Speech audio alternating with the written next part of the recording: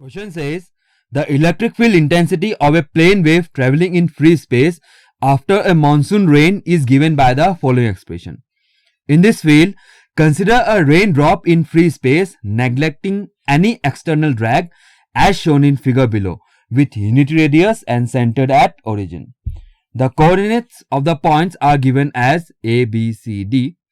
The total time averaged power passing through the surface ABCD is. Alright, so ये EMT का question है और ये क्वेश्चन आपके कोऑर्डिनेट सिस्टम्स के अंडरस्टैंडिंग को टेस्ट करेगा.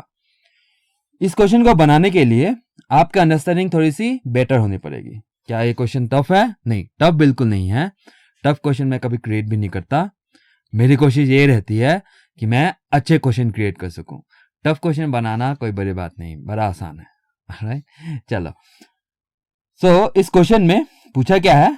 Total time average power passing through the surface. ठीक है, तो आज के डिस्कशन में हम देखेंगे कि किस तरह अगर हम लोग का बेसिक अंडरस्टैंडिंग क्लियर है तो इस टाइप के क्वेश्चन को बड़े ही आसानी से हम लोग सॉल्व कर सकते हैं. तो क्वेश्चन की बात करते हैं. पूछा है टाइम एवरेज पावर पासिंग. सबसे पहली बात, ये टाइम एवरेज पावर क्या है? टाइम एवरेज पावर कुछ दूसरा नहीं है सर, आपको घबराने की कोई नीड नहीं है इस टर्म से. टाइम एवरेज पावर मतलब ही आप जो एवरेज पावर जैसे निकालते हो एग्जैक्टली वैसे ही निकालना है. तो सवाल ये है कि इसको यहाँ पे इस तरह टाइम एवरेज पावर क्यों बोला जाता है? टाइम एवरेज पावर का मतलब ये है कि आप एवरेज किसी और टर्म के साथ भी निकाल सकते हो. यूजुअली आप लोग टाइम के साथ ही निकालते हो, राइट?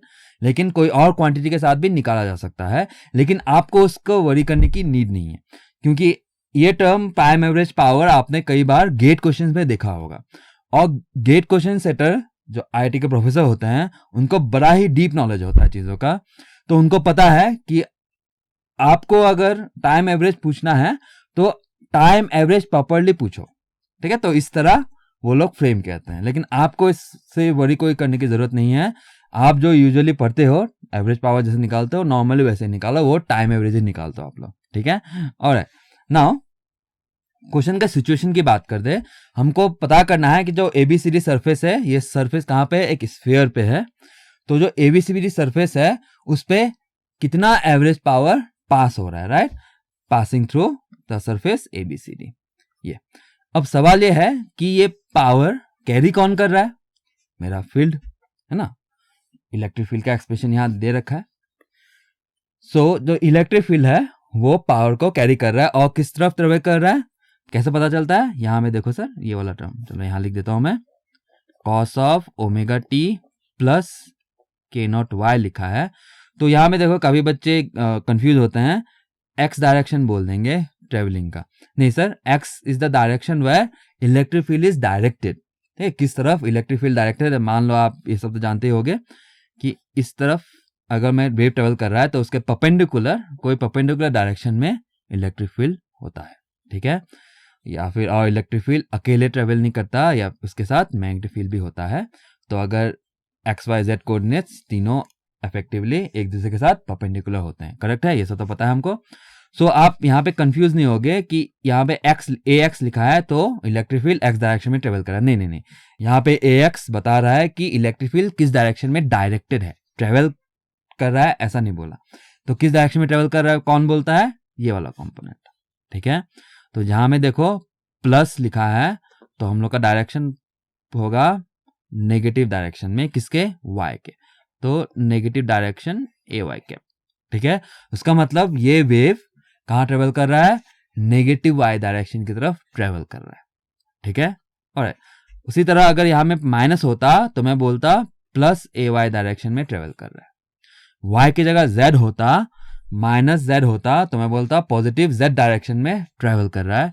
या फिर माइनस की जगह प्लस होता, प्लस जेड के नॉट जेड होता तो मैं बोलता नेगेटिव जेड डायरेक्शन में ट्रेवल कर रहा है. इस तरह होता है. ठीक है, तो ये आता कहां से? ये एकदम बेसिक अंडरस्टैंडिंग है. जब ईएमटी का प्लेन में पूरा डेवलपमेंट होता है चीजों का, तो वहां पे ये सब प्रॉपरली डिफाइन किया जाता है. ठीक है, तो वो सब की बात मैं तो करूंगा नहीं, चलो मैं बताते चला. आई होप आपको प्रॉपर अंडरस्टैंडिंग है इन चीजों की कि डायरेक्शन किस तरह देखते हैं. ऑलराइट, अब तो हमको समझ में आ गया कि चलो इलेक्ट्रिक फील्ड किस डायरेक्शन में है, किस डायरेक्शन में ट्रेवल कर रहा है? इस डायरेक्शन में ट्रेवल कर रहा है ये, क्योंकि हमें एक्स वाई जेड कोऑर्डिनेट्स लिखे हैं तो उसके अकॉर्डिंग में बोल दिया कि ये ए वाई कैप माइनस डायरेक्शन, और इलेक्ट्रिक फील्ड इस डायरेक्शन में ट्रेवल कर रहा है। ओके, लेकिन हमको तो पावर से मतलब है, करेक्ट। पॉइंटिंग वेक्टर के हिसाब से इसका पॉइंटिंग वेक्टर डायरेक्टेड कौन सा होगा, same as the direction of propagation of the wave, मतलब मेरा पावर फ्लो भी माइनस वाई डायरेक्शन में ही हो रहा है, करेक्ट है। तो चलो पावर, ये कौन सा पावर है, यही आपका पॉइंटिंग वेक्टर देता है जो एवरेज पावर निकलता है, ठीक है ना। तो चलो इस सिचुएशन को मैं यहाँ ड्रॉ कर लेता हूँ प्रॉपर्ली अंडरस्टैंड करने के लिए। तो हम लोग के पास है क्या, एक सरफेस इस तरह A B C D, A B C D, alright, और हम लोग का पावर फ्लो हो रहा है इस डायरेक्शन में। इसको क्योंकि हम लोग को पावर से मतलब है तो इलेक्ट्रिक फील्ड हटा दिया मैंने, अब पावर की बात कर रहे हैं, पी एवरेज, ठीक है। पॉइंटिंग वेक्टर आपको एवरेज पावर ही देगा। ओके नाउ, तो ये डायरेक्शन कौन सा है, माइनस ए वाई कैप। और हमको क्या चाहिए, हमको चाहिए कि ये जो पावर फ्लो हो रहा है उसका कितना भाग A B C D surface से क्रॉस हो रहा है, करेक्ट है। ये A B C D surface से क्रॉस हो रहा है, यही चाहिए ना हमको। और फॉर्मूला हटा के हम जब बेसिक अंडरस्टैंडिंग डेवलप करेंगे तब इस टाइप का क्वेश्चन आपका बड़े आसानी से बनेगा। ध्यान देना, मैं एक बेसिक अंडरस्टैंडिंग की बात कर रहा हूं। देखना, अगर एक वेक्टर ए इस डायरेक्शन में है और वेक्टर बी इस डायरेक्शन में है, और अगर मैं पूछूं आपसे कि ए का कितना कंपोनेंट बी के डायरेक्शन में है, कैसे निकालेंगे, यही प्रोजेक्शन नहीं, ठीक है, प्रोजेक्शन नहीं, मैंने कंपोनेंट बोला, मतलब आपको बस मैग्नीट्यूड बताना है, मतलब ये वाला।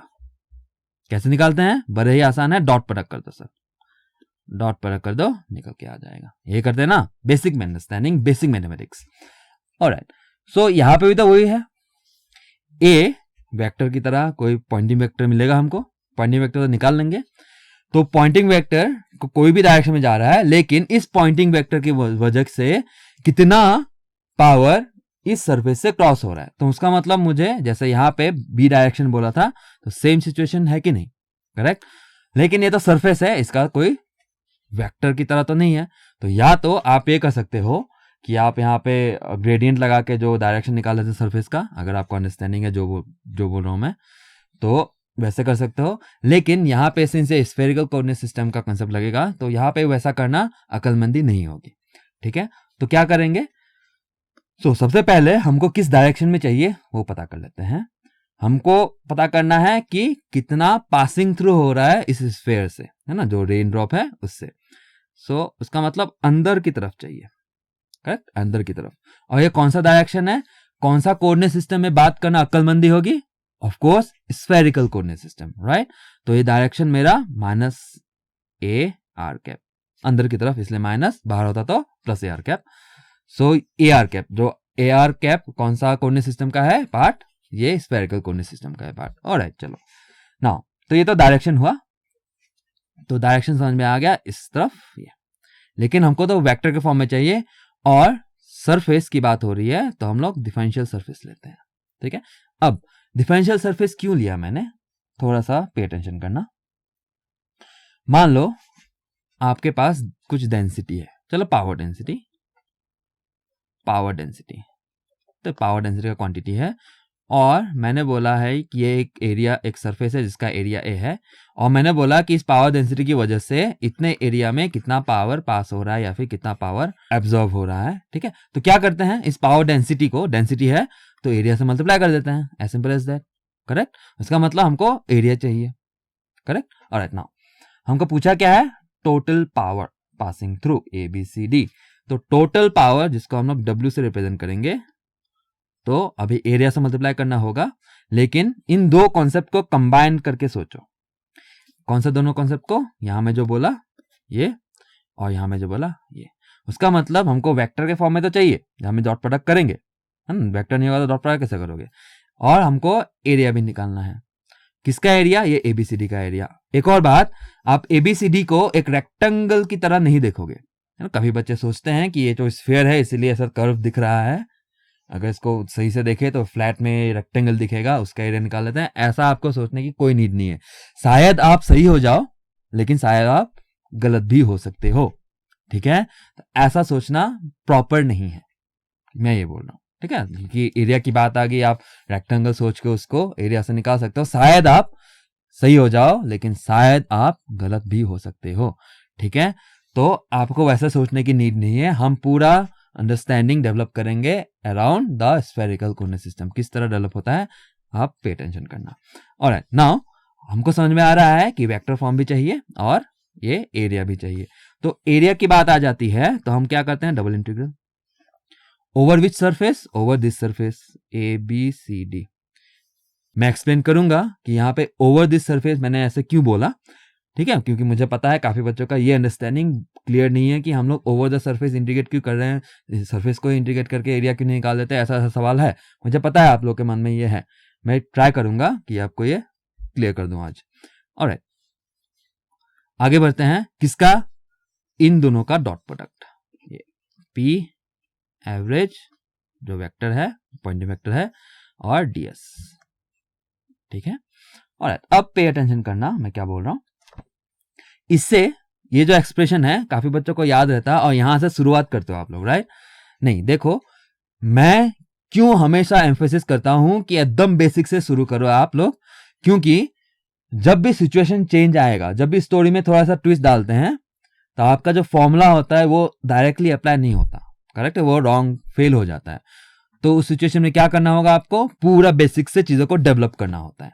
ठीक है, सो गेट क्वेश्चन में ये होता है ना, स्टोरी में कुछ ना कुछ ट्विस्ट तो डालते ही हैं, इसीलिए मोस्ट ऑफ द बच्चे गेट क्वेश्चन को नहीं बना पाते हैं, क्योंकि वो तो रटा रटा फॉर्मूला लेके घूमते रहते हैं, जहां भी दिखे पुट कर दो फॉर्मूला। ऐसा लगता है आपको इंजीनियरिंग तो यही है ना आप लोग के लिए, मोस्टली फॉर्मूला है, सिचुएशन आएगा लगाओ निकालो। नहीं सर, आप बेसिक से शुरुआत करो। जैसे मैंने यहां से देखा, देखो ये है ना, आप लोग ऐसा क्वेश्चन देखते हो शायद, आई होप ऐसा क्वेश्चन तो गेट पे आया है, तो आई होप आप लोग ने बनाया होगा। तो यहां से शुरुआत होती है चीजों की। ऐसा मत क्या करो, आप अंडरस्टैंड करो, क्योंकि जिस दिन थोड़ा सा ट्विस्ट आया तो आप डायरेक्टली इसको यूज करोगे तो शायद गलत हो जाए, डिपेंडिंग ऑन द सिचुएशन। मैं नहीं बोला हर बार गलत होगा, depending on the situation. Question को इस तरह फ्रेम किया अगर गया कि ये फॉर्मूला इस तरह नहीं कुछ और तरह से होगा, तब आप फंस जाओगे, करेक्ट है। सो आपको केयरफुल रहना है और करना क्या है, एकदम स्क्रैच से चीजों को अंडरस्टैंड करना है। अब मैं नहीं बोल रहा कि आप फॉर्मूला मत यूज करो, करो, लेकिन मैं चाहता हूं जो आप जो फॉर्मूला यूज करते हो उसका अंडरस्टैंडिंग प्रॉपर रहे। ठीक है, जैसे इस फॉर्मूला को यूज करते हो तो काफी बच्चों ने सोचा ही नहीं होगा डॉट प्रोडक्ट क्यों होता है ना, डॉट प्रोडक्ट क्यों आता है, कहां से आ जाता है, सोचा ही नहीं, कभी नहीं सोचा। फॉर्मूला है, यूज करो चुपचाप, ऐसा नहीं सोचो, क्योंकि आप एक इंजीनियर हो, कल को आपको कुछ नया क्रिएट करना है, और जब आप कुछ नया क्रिएट करते हो तो आपको बना बनाया फॉर्मूला रटा रटाया स्टेप्स नहीं होता है, राइट? तो तब आप लोग फंस जाओगे, है कि नहीं? तो इसीलिए इस तरह चीजों को डेवलप करना सीखो एकदम स्क्रैच से, तब मजा ही कुछ और है। आपका जो क्रिएटिव माइंड है वो और डेवलप होगा फिर। ठीक है, और चलो नाउ अब मैं इसकी बात करता हूं कि यहां जो मैंने लिख दिया तो है ही क्या। ठीक है, देखो यहां में डॉट प्रोडक्ट का मतलब क्या है कि ये जो डायरेक्शन है ये तो किसी भी डायरेक्शन में जा रहा था, हमको किस डायरेक्शन में चाहिए, इस डायरेक्शन में। तो जैसे यहां बोला था कि इस डॉट प्रोडक्ट से पता चल जाएगा कि ए का कितना कंपोनेंट बी की तरफ है, उसी तरह पी एवरेज का कितना कंपोनेंट डीएस डायरेक्शन में है, पता चल गया। लेकिन ये तो पूरा डायरेक्शन है, हमको बताना है कि नहीं नहीं ये पूरा नहीं चाहिए मुझे इस डायरेक्शन में, हमको इतने एरिया पे कन्फाइन चाहिए, मतलब एबीसीडी जो एरिया दे रहा है उतना में ही हमको चाहिए। तो क्या किया हमने ने, एरिया से इस तरह डबल इंटीग्रेट किया। ठीक है, ये रीजन है इस फॉर्मूला का। जैसे मैंने यहाँ पे एक्सप्लेन किया था कि पूरा पावर डेंसिटी है, लेकिन हमको एक एरिया पे कन्फाइन चाहिए, तो वो एरिया का कंसेप्ट ये डबल इंटीग्रल दे देगा आपको। और कैसे पता चलेगा वही एरिया है, इस डबल इंटीग्रल को ओवर दिस सरफेस करेंगे, तब आपका कन्फाइनमेंट आ जाएगा कि अच्छा इस डायरेक्शन में तो पी एवरेज कहीं भी जा रहा है, मैंने पी एवरेज डॉट डीएस ले लिया तो उस डायरेक्शन में सारा तो मिल गया, लेकिन मुझे सारा नहीं चाहिए, डायरेक्शन की बात नहीं है, मुझे उस एरिया से कितना पास हो रहा है वो चाहिए। तो वो वाला चीज मैथमेटिकली कैसे इनकॉर्पोरेट होगा, ये डबल इंटीग्रल से। ठीक है, तो देखो इस तरह आपको सोचना है, चीजों को डेवलप करना है, फॉर्मूला लेके मत घूमो सर। ठीक है, मुझे ये बिल्कुल पसंद नहीं।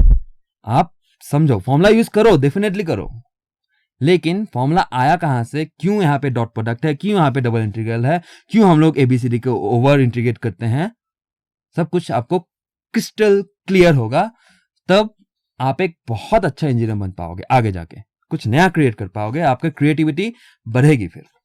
ठीक है, ऑलराइट, चलो हम अब आगे बढ़ते हैं। अब हम समझ में आ रहा है कि चलो ठीक है, तो पी एवरेज और डीएस का डॉट प्रोडक्ट करने से काम हो जाएगा और इसको इंटीग्रेट करना होगा ओवर द सरफेस एबीसीडी, कर लेंगे। अब एक एक करके बात करते हैं, पी एवरेज की बात करते हैं। मैं यहां कर लेता हूं पी एवरेज, चलो पी एवरेज यहां कर लेता हूं मैं। पी एवरेज कैसे निकलता है, ये पॉइंटिंग वेक्टर वाला ही फॉर्मूला यूज होगा, ये half magnitude of E square divided by eta naught, और ये किस डायरेक्शन में है, as the direction of propagation of wave. कौन सा था ये, माइनस ए वाई कैप था, राइट, ये तो हम लोग देख चुके हैं। और तो मैग्नीट्यूड ऑफ इलेक्ट्रिक फील्ड कितना है, ये यहाँ पे लिखा है 24√10√2। यहाँ पे 24√10√2 देख के आपको खुश होना है, उसका मतलब क्या है, ऐसे लिखने का इंटेंशन एग्जामिनर का यही होता है कि आगे जाके आपको कैलकुलेशन में सहूलियत मिले। ठीक है, यहाँ पे देख के आप सीधे सीधे कैलकुलेटर में डेसिमल में मत ले लेना इसको।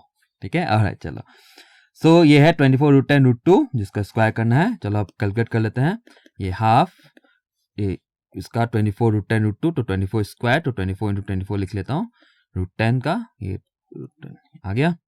ईटा कितना होगा, फ्री स्पेस है तो 120 पाई, और डायरेक्शन है माइनस ए वाई कैप। चलो देखते हैं क्या क्या कैंसिलेशन होता है, ये 2 ये 12 बन गया, और ये 12 ये 10 बन गया, और ये 10 कैंसिल हो गया, बचा क्या है 24√2 डिवाइडेड बाय पाई, और डायरेक्शन वो रहा। सो हमको ये पी एवरेज आ गया है, पी एवरेज वेक्टर माइनस सामने ये 24√2 by pi A Y cap, correct है। चलो ये आ गया आपका पी एवरेज, पी एवरेज से निकल के आ गया माइनस 24√2 डिवाइडेड बाय पाई। चलो तो यहाँ पे हम लोग साइड में लिख लेते हैं जो भी आया है, यहाँ पे लिख लेते हैं P average is equals to minus 24√2 divided by pi A Y cap. Alright, अब डीएस निकालना है। डीएस क्या है, डिफरेंशियल सरफेस, डिफरेंशियल सरफेस, और कौन से डायरेक्शन में है, माइनस ए आर कैप। चलो एक काम करते हैं, मैं आपको एक टेबल दिखाता हूं जो एनालिटिकल मेथड से आप डीएस डीएल डीवी मतलब differential length, differential surface, differential volume तीनों का, स्फेरिकल, सिलिंड्रिकल एंड रेक्टेंगुलर या फिर कार्टेशियन, तो तीनों का आप बड़े आराम से निकाल सकते हो। मुझे लगता है मैक्सिमम बच्चों को वो पता होगा, लेकिन कुछ बच्चों को नहीं भी पता होता है। तो अगर आपके लिए नया होगा तो डेफिनेटली इस चीज को आप बड़े केयरफुली नोट डाउन कर लेना, बड़े काम की चीज है, शॉर्टकट है। ठीक है, और चलो एनालिटिकल मेथड, किसका मेथड है, ये DL DV DS differential surface का हम लोग का अलग अलग कोऑर्डिनेट सिस्टम में किस तरह निकालना है। यूजुअली बच्चों को याद रखना पड़ जाता है, लेकिन अगर भूल गए तो आप ये टेबल याद रखना। ठीक है, बड़ा ही काम का है आपके लिए। अगर नया है ये तो डेफिनेटली आप इसको अपने नोट्स पे इंक्लूड कर लो। ठीक है, बड़ा ही काम का है ये। चलो इस तरह 3 दे दिया, और मैं वेरिएबल्स लेता हूँ ई एफ जी K1 K2 K3, और तीनों का बात करेंगे कार्टेशियन कोऑर्डिनेट सिस्टम। चलो मैं इसको रेक्टेंगुलर कोऑर्डिनेट सिस्टम बोलता हूँ, तो रेक्टेंगुलर कोऑर्डिनेट सिस्टम, फिर सिलिंड्रिकल कोऑर्डिनेट सिस्टम, तो सिलिंड्रिकल कोऑर्डिनेट सिस्टम, फिर स्फेरिकल ले लेते हैं, spherical coordinate system. Okay, now rectangle की बात करें तो वेरिएबल कौन कौन सा होता है, एक्स वाई जेड, और यहाँ पे आप 1 1 1 लिख लो। यहाँ ये कहाँ से आ गया, ये पे आपको इस बात की टेंशन लेने की बिल्कुल जरूरत नहीं है, ये शॉर्टकट मेथड डेवलप किया गया है। कहाँ से डेवलप किया है वो आपको जरूरत नहीं है, आप बस इसको याद रखो एज ए शॉर्टकट मेथड और इसका यूज करो। ठीक है, चलो फिर सिलिंड्रिकल में कौन कौन से वेरिएबल्स होते हैं, रो फाई जेड, और स्फेरिकल में R theta and phi, correct है। ओके, तो यहाँ पे लिखो 1 रो 1, और यहाँ पे लिखो 1 आर आर साइन थीटा। ठीक है, याद करने की चीज है। चलो अब इस टेबल के मदद से आप DL differential length, differential surface, differential volume, sub direction में कोई भी डायरेक्शन आपको चाहिए उस डायरेक्शन में आप बड़े आसानी से निकाल सकते हो। मैं आपको यहाँ पे जनरलाइज फॉर्मूला लिख लेता हूँ, मतलब वो generalise formula E F G के टर्म्स में होगा, K1 K2 K3 के टर्म्स में होगा। और मान लो आपको रेक्टेंगुलर कोऑर्डिनेट सिस्टम में चाहिए अगर, तो आप यहाँ पे इस तरह लिख लो ई की जगह एक्स लिखोगे, एफ की जगह वाई लिखोगे, जी की जगह जेड लिखोगे, और k1 is equals to 1, k2 is equals to 1, k3 is equals to 1, इस तरह लिख लोगे। अगर आपको स्फेरिकल चाहिए तो उसी जनरल फॉर्मूला में ही E is equals to R, F is equals theta, आप समझ गए, राइट? ओके, चलो। सो डिफरेंशियल लेंथ dl की बात करें अगर, तो जनरलाइज फॉर्मूला लिखूंगा, देखना आप। तो सबसे पहले आता है k1, तो k1 फिर de, बस ई नहीं de, जैसे आप dx लिखते हो वही वाला de। फिर कौन सा डायरेक्शन में, ए ई कैप, ई की जगह रेक्टेंगल कोऑर्डिनेट सिस्टम में ई की जगह एक्स लिख दो, मतलब ए एक्स कैप। ओके, चलो, plus next k2 df A F cap, तीसरा k3 dg ए जी कैप। ये आपका डिफरेंशियल लेंथ हो गया। आपको रेक्टेंगल में चाहिए, सिलिंड्रिकल में चाहिए, स्फेरिकल में चाहिए, अकॉर्डिंगली आप ई की जगह आप पुट कर लो, ई एफ जी को रिप्लेस करना है, k1 k2 k3 को रिप्लेस करना है, जैसे आपके टेबल में गिवन है। ठीक है, चलो आप समझ गए। आगे बढ़ते हैं। ds कैसे निकालेंगे? सबसे पहला k1 को पकड़ो और k1 के बदले जो भी दो है वो लिख लो, तो k2 k3, उसी तरह यहाँ पे पहला वाला e था तो e को छोड़ के बाकी दो है, तो d के टर्म्स में लिखना है, df dg। कौन सा डायरेक्शन? e डायरेक्शन, पहला डायरेक्शन, तो ए ई कैप, करेक्ट है। चलो नेक्स्ट, प्लस दूसरा k2 को पकड़ो, बाकी दोनों लिखो, तो k1 k3, उसी तरह ये de dg, कौन सा डायरेक्शन? f डायरेक्शन है, तो ए एफ कैप, करेक्ट। फिर तीसरा k3 को छोड़ के बाकी दोनों, तो k1 k2, इधर de df, कौन सा डायरेक्शन? लास्ट वाला ए जी कैप। ठीक है, और जो हम लोग वाला केस बनने वाला है। तो चलो नेक्स्ट, डिफरेंशियल वॉल्यूम dv, तो इसको कैसे लिखोगे? तीनों का मल्टीप्लाई कर दो, k1 k2 k3, इधर de df dg, करेक्ट है ना। अगर मैं एग्जांपल वाइज बोल दूं dv का स्फेरिकल कोऑर्डिनेट सिस्टम में इस पे, तो आप क्या करोगे? k1 की जगह यही सब पुट करना है, तो k1 k2 k3 मल्टीप्लाई है, मतलब 1 इंटू आर साइन थीटा, तो आपका आ जाएगा आर स्क्वायर साइन थीटा, और D E D F D G मतलब D R D theta D phi, D R D theta D phi. यही याद है ना आप लोग को, है ना? तो ये बड़े टेबल में बड़े ही आसानी से याद हो जाता है। और अगर आपके लिए ये नया है तो डेफिनेटली आप इसको कहीं लिख लो, बड़े ही काम की चीज़ है। ठीक है, बड़े ही काम की चीज़ है, ईएमटी में तो बहुत ये काम आ जाता है। ओके, चलो अब हम लोग के सिचुएशन की बात करें तो हम लोग का डायरेक्शन कौन सा है? हम लोग का डायरेक्शन है minus A R cap. Okay, तो ये हम लोग स्फेरिकल कोऑर्डिनेट सिस्टम में बोलेंगे, क्योंकि हम लोग का जो रेन ड्रॉप है वो तो स्फेयर है, और हम लोग का जो सरफेस है वो उस स्फेयर पे है। मतलब अक्लमंदी इस पे है कि हम लोग स्फेरिकल कोऑर्डिनेट सिस्टम यूज करें, करेक्ट है।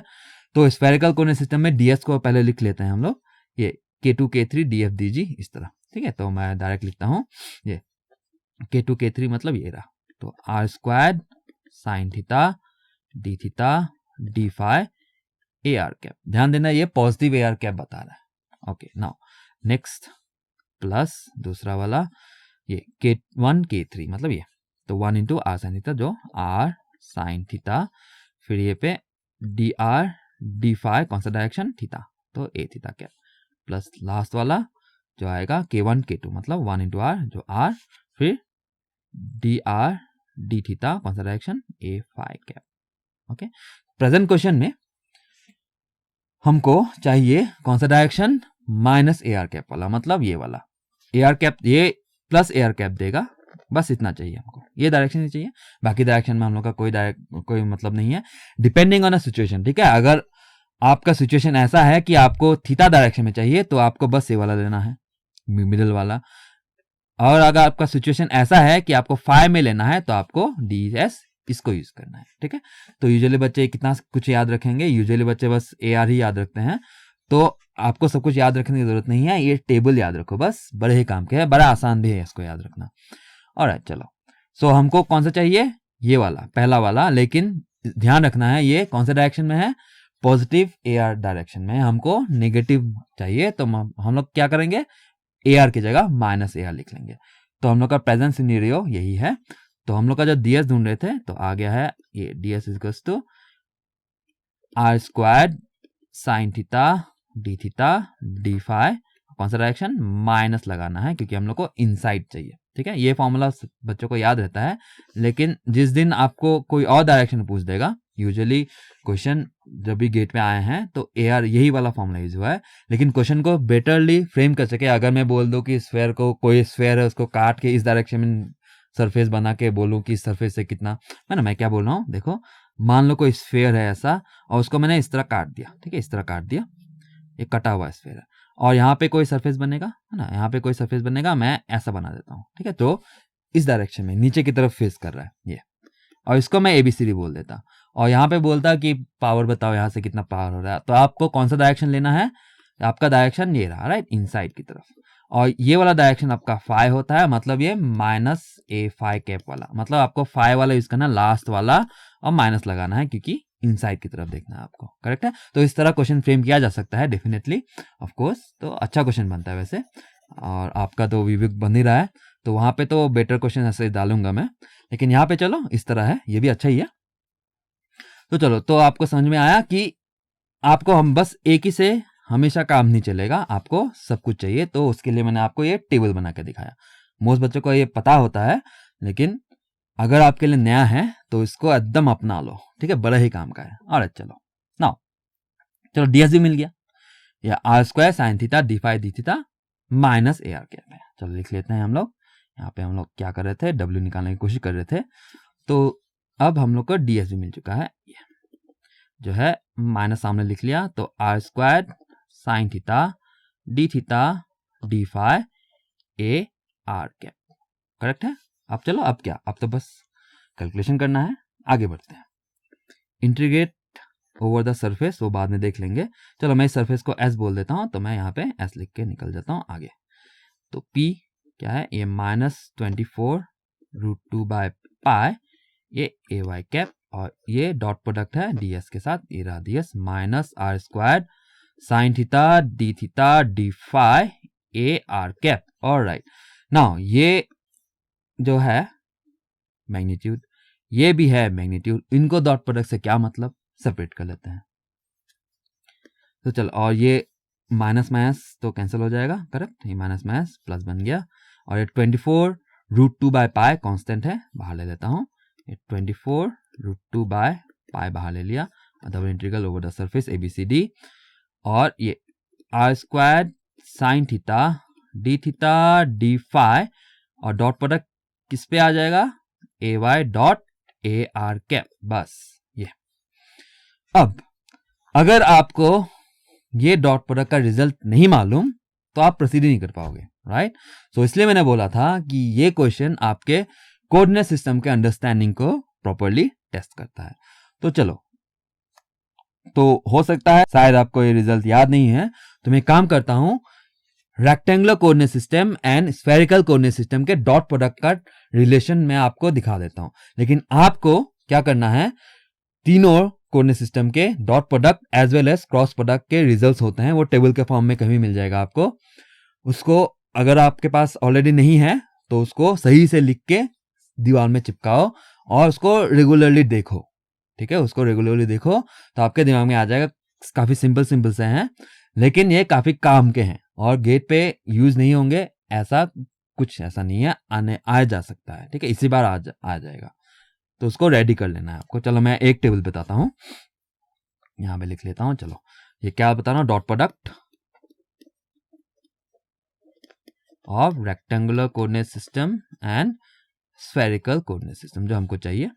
अरे चलो, तो इसको टेबल के फॉर्मेट में बताता हूं मैं, इधर देखो, ये एक हो गया, दो हो गया, एक तीसरा, और ये एक हो गया, दो हो गया, और ये तीसरा। चलो, तो इस पे हम लोग लिख लेंगे AX डॉट प्रोडक्ट होने वाला है, AY dot and AZ dot, किसके साथ डॉट प्रोडक्ट करोगे सर, इधर स्फेरिकल कोऑर्डिनेट्स के डायरेक्शन लिख लेंगे, AR cap, A theta cap and A phi cap, इसी सीक्वेंस में लिखना है, ठीक है, ये सीक्वेंस होता भी है, आप, मैं बस ये बोल रहा हूँ कि आप हेरा फेरी जबरदस्ती मत करो। और चलो नाउ AX डॉट AR क्या होगा, ये होता है sir sine theta cos phi, ठीक है, sine theta cos phi. Next AX dot A theta, AX dot A theta होता है cos theta cos theta phi, ठीक है। और similarly ax dot A phi होगा आप माइनस साइन फाई, ओके। ये है, इस सीक्वेंस में बाकी टेबल फिलअप कर देता हूं। तो ये आ गया आपका साइन थीटा, इधर साइन फाई, यहाँ पे कॉस थीटा साइन फाई, और यहाँ पे कॉस फाई। ये आ गया आपका कॉस थीटा, ये आपका माइनस साइन थीटा, और ये 0 हो गया टेबल फिल। और ये टेबल आपको डॉट प्रोडक्ट कोई भी रेक्टेंगुलर कोऑर्डिनेट एंड कोई भी स्फेरिकल कोऑर्डिनेट के डायरेक्शन में आपको दे देगा, क्योंकि जैसे मैंने अभी भी दिखाया आपको, डॉट प्रोडक्ट तो डायरेक्शन का ही होगा। जब भी आप कोई दो अलग अलग कोऑर्डिनेट सिस्टम जैसे रेक्टेंगुलर और स्फेरिकल का डॉट प्रोडक्ट हो रहा है, तो उसके डायरेक्शन में डॉट प्रोडक्ट निकल के आ जाएगा। जैसे अभी हमने देखा कि मैग्नीट्यूड को साइड करो, तो डॉट प्रोडक्ट इन दोनों के बीच में आ जाएगा। तो इस टेबल की मदद से आप कोई भी डायरेक्शन में आप आराम से निकाल सकते हो। ये एक हुआ तीनों कोऑर्डिनेट सिस्टम का आपस में dot product as well as cross product आपको जानना है, ठीक है। यह आपकी जिम्मेदारी है, मैं बताते चला। और चलो, हमको क्या चाहिए, हमको चाहिए था A Y cap dot A R cap. यहां से देखो ये रहा, करेक्ट, जो है साइन थीटा साइन पाई। काम हो गया। चलो, सो ये आ गया साइन थीटा साइन पाई, इसको यहां पुट कर देंगे। तो ये 24√2 by pi double integral over the surface R square sine theta D phi, क्या था ये, साइन थीटा साइन फाई। बस हो गया। अब इसको अगर अंदर मल्टीप्लाई कर लें तो ये साइन थीटा स्क्वायर्ड, ये sine phi D theta D phi. बस अब इंटीग्रेशन करना है, करेक्ट है। अब इंटीग्रेशन करना है। सो इंटीग्रेशन करने से पहले हमको लिमिट्स की जरूरत पड़ेगी ओवर द सरफेस एबीसीडी। चलो एबीसीडी की बात करते हैं, कैसा सरफेस है एक बार यहां ड्रॉ कर लेंगे। अगर ये ऐसे गिवन है, ये रहा, ये ए, ये बी, ये सी और ये डी, ओके। सो एबीसीडी अगर आप क्वेश्चन में देखोगे तो कैसे दिए हैं, रेक्टेंगुलर कोऑर्डिनेट सिस्टम्स में दिए हैं, right, X Y Z variables में दिए हैं। कैसे पता चलता है, देखो तीनों जब कांस्टेंट होंगे, तीनों जब कांस्टेंट नंबर्स होंगे कुछ, तो आपको समझ जाना है कि ये रेक्टेंगुलर कोऑर्डिनेट सिस्टम ही है। तीनों में से एक मिडिल वाला एंगल है तो सिलेंड्रिकल कोऑर्डिनेट सिस्टम है, और तीनों में से पहला कांस्टेंट बाकी दो एंगल है तो वो स्फेरिकल कोऑर्डिनेट सिस्टम होता है। तो A B C D rectangular coordinate system में दिया है, लेकिन आप इंटीग्रेट किस पे रेस्पेक्ट में कर रहे हो, थीटा एंड फाई, ये स्फेरिकल कोऑर्डिनेट सिस्टम में होंगे। और इंटीग्रेट कर रहे हो उसका मतलब ये है कि आपको लिमिट्स थीटा एंड फाई के रेस्पेक्ट में पुट करना है, लेकिन A B C D theta and phi कहां से कहां वेरी हो रहा है हमको पता करना है। ओके चलो, अब पे अटेंशन करना। थीटा कैसे डिफाइन है, इस डायरेक्शन में इंक्रीजिंग डिफाइन है, ये इसका कन्वेंशन है, मतलब लेफ्ट से राइट वो इंक्रीज करेगा पॉजिटिव डायरेक्शन में। ये अब अगर उल्टा ले रहे हो तो वो नेगेटिव डायरेक्शन में इंक्रीज करेगा, या फिर डिक्रीज भी बोल सकते हो, करेक्ट है। सिमिलरली फाई ऊपर से नीचे डिफाइन है, आप उल्टा नहीं लोगे, उल्टा लोगे तो आपका चीजें गड़बड़ हो जाएंगी। ये कन्वेंशन है, फाई हमेशा ऊपर से नीचे लेना है आपको, ओके। ऑलराइट, सो ये हो गया theta and phi. So A and B का फाई जो बोल दूं, है ना, ए एंड बी का जो फाई है, मान लो ए एंड बी दोनों का फाई सेम होगा, तो मान लो फाई 1, और सी एंड डी ना, सी एंड डी का फाई मान लो थीटा, तो दोनों का सेम फाई होगा।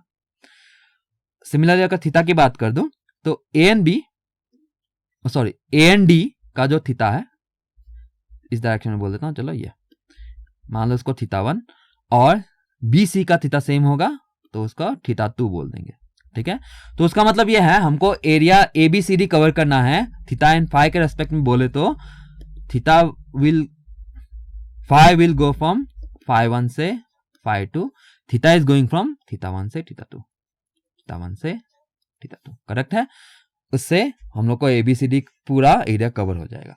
अब सवाल कहां पे अटका कि फाई 1 फाई 2 थीटा 1 थीटा 2 है ही क्या, करेक्ट है।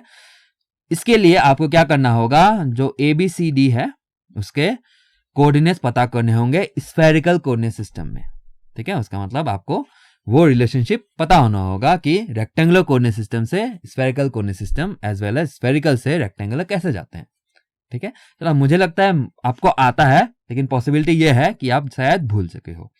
कोई बात नहीं, मैं आपको रिमाइंड करा दूंगा अभी। चलो, तो यहाँ पे सबसे पहले रिलेशनशिप की बात करते हैं, दोनों की बात कर लेंगे, रेक्टेंगल से स्फेरिकल, स्फेरिकल से रेक्टेंगुलर वापस। ठीक है, चलो रेक्टेंगुलर कोऑर्डिनेट सिस्टम से स्फेरिकल कोऑर्डिनेट सिस्टम एंड वापस, दोनों की बात कर लेंगे। यहाँ पे मैं पहले रिलेशनशिप लिखता हूँ, एक्स वाई जेड हमको चाहिए स्फेरिकल कोऑर्डिनेट्स के टर्म्स पे, मतलब आर थीटा एंड फाई के टर्म्स पे। तो एक्स होता है sir R sine theta cos phi, पता है ना? हाँ पता है, मैक्सिमम बच्चों को पता होता है, एक्चुअली सबको पता होता है, लेकिन भूल जाते हैं, वो अलग बात है। चलो अब नहीं भूलना, R sine theta sine phi, ये होता है वाई के लिए।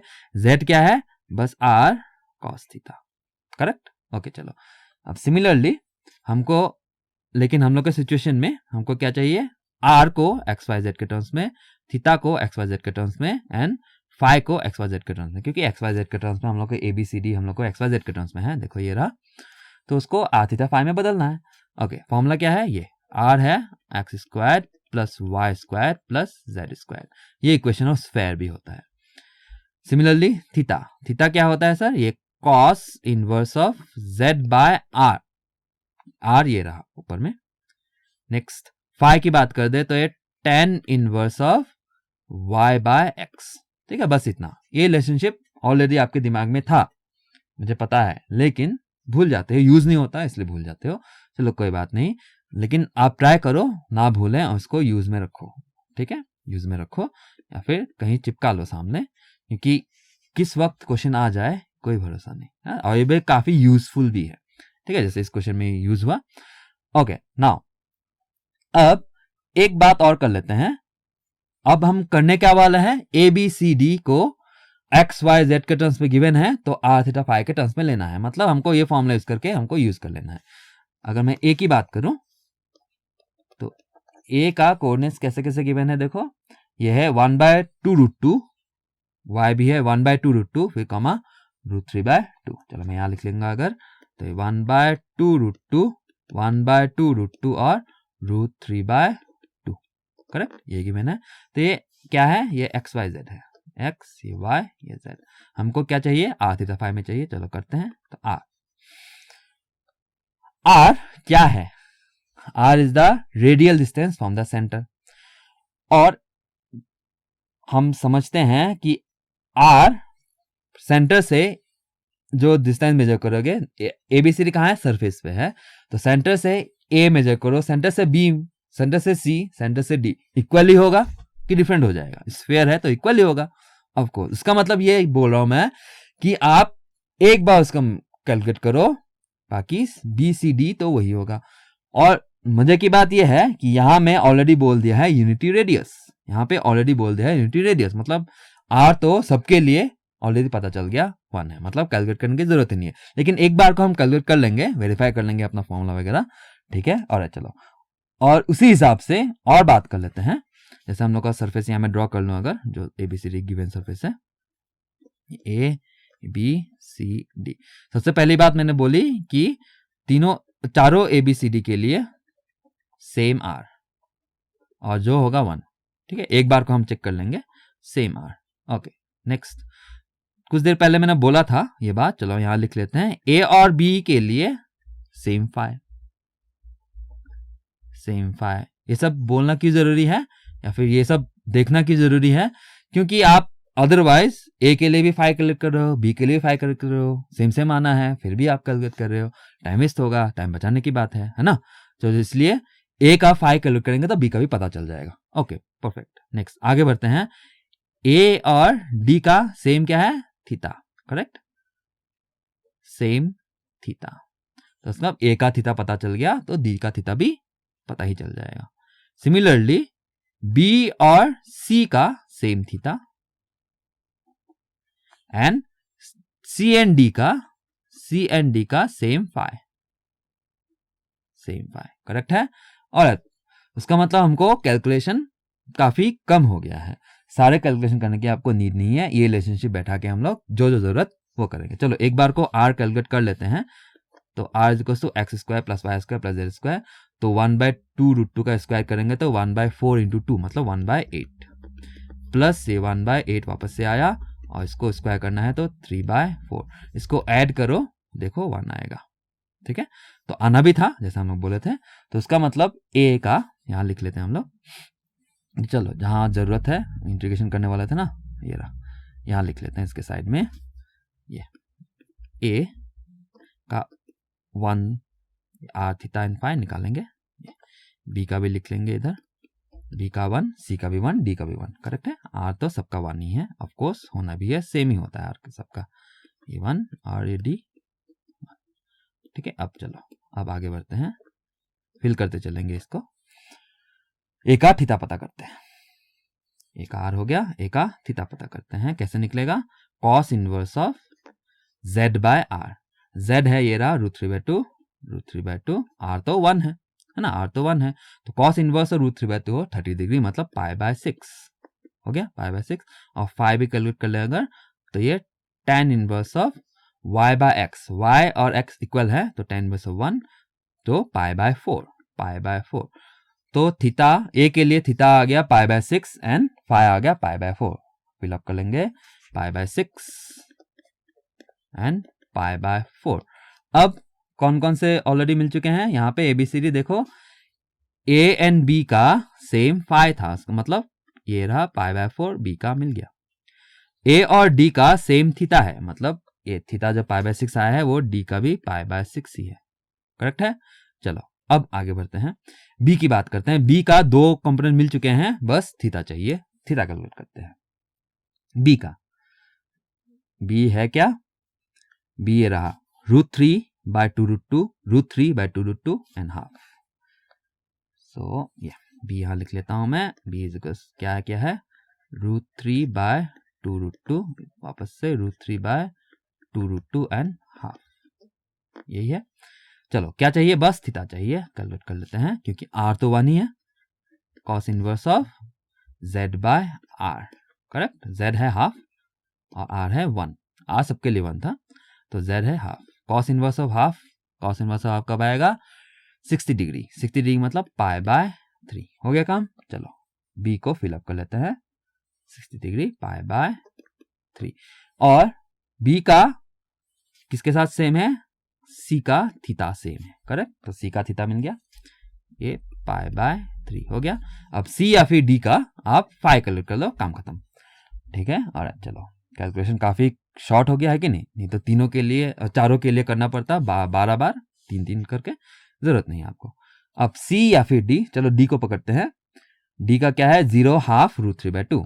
ठीक है, तो 0/2 √3/2 d का कर लेंगे, बस उसका फाई पता करना है, तो 0/2 √3/2, तो इसका बस फाई कैसे निकलता है, tan inverse of y/x, x 0 है मतलब ये tan inverse of infinity, tan inverse of infinity मतलब 90 π/2, काम खत्म। ये आपका आ गया π/2, तो ये भी π/2 ना, सी एंड डी का देखो, सी एंड डी का सेम फाई था, हो गया काम। चलो अब वही करना था हमको, है कि नहीं, ये वाला फिगर में ध्यान दो। अगर मैं हम फाई वेरी कैसे कर रहा है, तो φ1 से φ2, φ1 किसका है, या ए का या फिर बी का, दोनों में से किसी एक का, दोनों का सेम ही है, तो ए का फाई से डी का फाई चेक करो, है ना, मतलब ए का फाई से डी का फाई तक जा रहा है, तो ए का फाई क्या है π/4, तो यहाँ लिख लेंगे π/4, और डी का फाई क्या है, डी का फाई है ये रहा π/2, ये यहाँ पे π/2, खत्म। नेक्स्ट थीटा के बारे में बात करेंगे, तो थीटा कहां से कहां जा रहा है, ए का थीटा से बी का थीटा, या फिर डी का थीटा से सी का थीटा। चलो ए का ही पकड़ते हैं, तो ए का थीटा से बी का थीटा तक, तो ए का थीटा है π/6, तो ये π/6 से बी का थीटा कौन सा है, ये π/3, ये π/3 हो गया। अब बस इंटीग्रेशन करना है, कर लेंगे। करेक्ट है, चलो मैं इसको नीचे ले आता हूँ, इस इंटीग्रेशन को परफॉर्म करना है अभी। अब ये काम तो हो ही चुका है, बस मैं इसको थोड़ा सा नीचे ले आता हूँ ताकि स्पेस मिल जाए, और बाकी का काम हम बड़े आराम से कर लेंगे। और यहाँ पे आर वेरिएबल तो 1 ही है ना, आर इज तो 1 ही है, तो ये तो उड़ गया। चलो ये 24 √2/π, और इंटीग्रेशन का लिमिट्स देखो कांस्टेंट है दोनों, तो हम लोग सेपरेट कर सकते हैं आराम से। तो थीटा गोज फ्रॉम π/6 से π/3 और थीटा ये साइन स्क्वायर थीटा, r तो 1 हो चुका है, ये डी थीटा। फिर दूसरा into phi, phi goes from π/4 से π/2 और फाइ का यह क्या है, साइन पाई डी फाइ हो गया।